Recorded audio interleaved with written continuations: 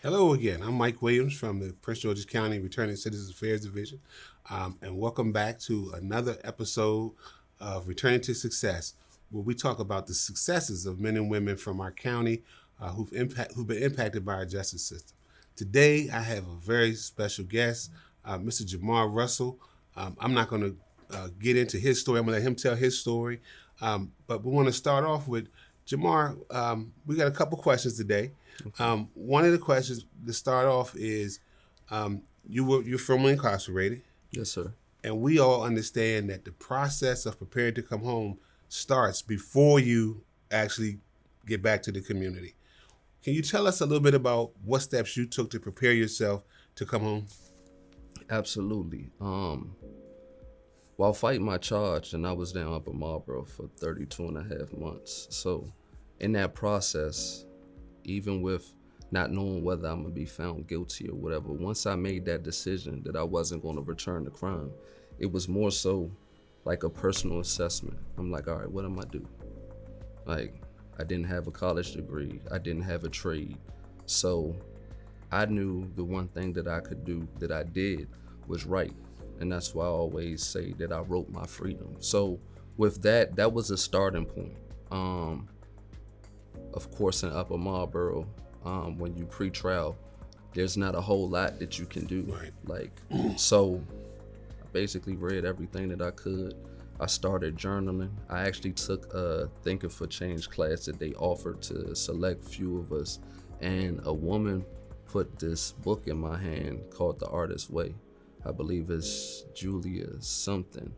But that gave me exercises of morning, believe it's morning projects where you just write for 3 minutes. Write for 3 pages every morning. And it kind of started there. Okay. So you were in Upper Marlboro Detention Center, which is our local jail. At some point you were sentenced and then transferred to state facility, correct? Yes, sir. What was that process like? What opportunities did you have while in state custody to begin preparing? Or did you prepare? So this is the thing that's crazy. I was in Upper Marlboro for so long that I was ready to go. Once I got found guilty, and I got guilty of life all suspended but 50, which though that sounds crazy, it was fortunate for me because it could have been life plus maybe 30. So even with that, I got a glimmer of hope. And so it was like, okay, well, now I'm not fighting a life sentence. I'm fighting, to probably get home at an earlier date. And by me going to trial, I was able to retain my rights. So my focus was, let me do everything possible so I could possibly get this modification. And so I had already been journaling and writing and putting my thoughts together, everything that I could possibly read. I even came across this book, was called The Girl's Guide to Homelessness, which basically talked about this woman's experience of how she could do everything without having her address. So I knew that even if I would have been on the streets, I have an idea of what I need to do and not commit crime. So wow. So one of the interesting facets of our reentry network here in Prince George's County is that County Executive Angela Also Brooks has implemented the Pathways to Success program. And Jamar is a participant in that program, meaning that he's been hired by our county government as a returned citizen. This is a new initiative.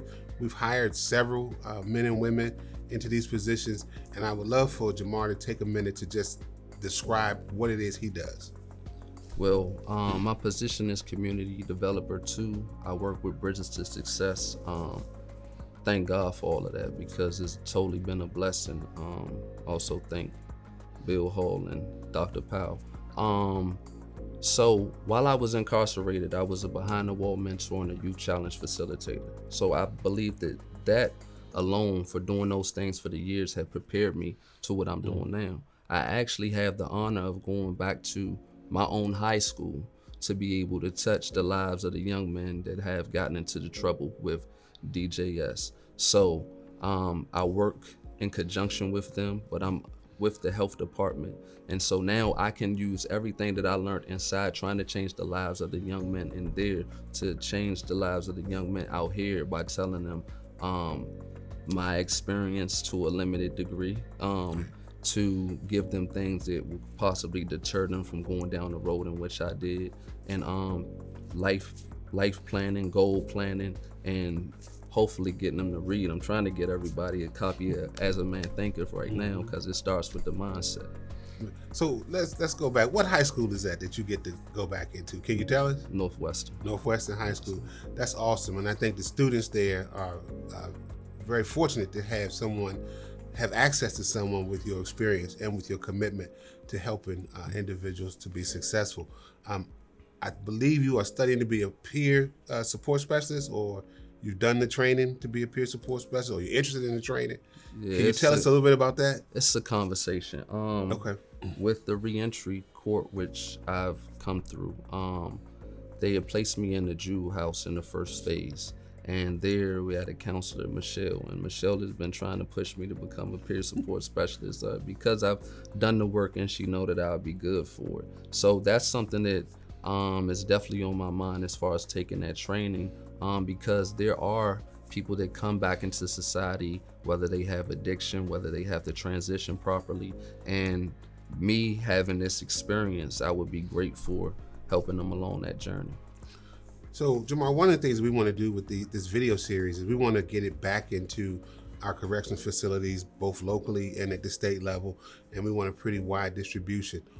What would you say to those men and women who are still incarcerated and hoping to get out someday? What message would you send to them?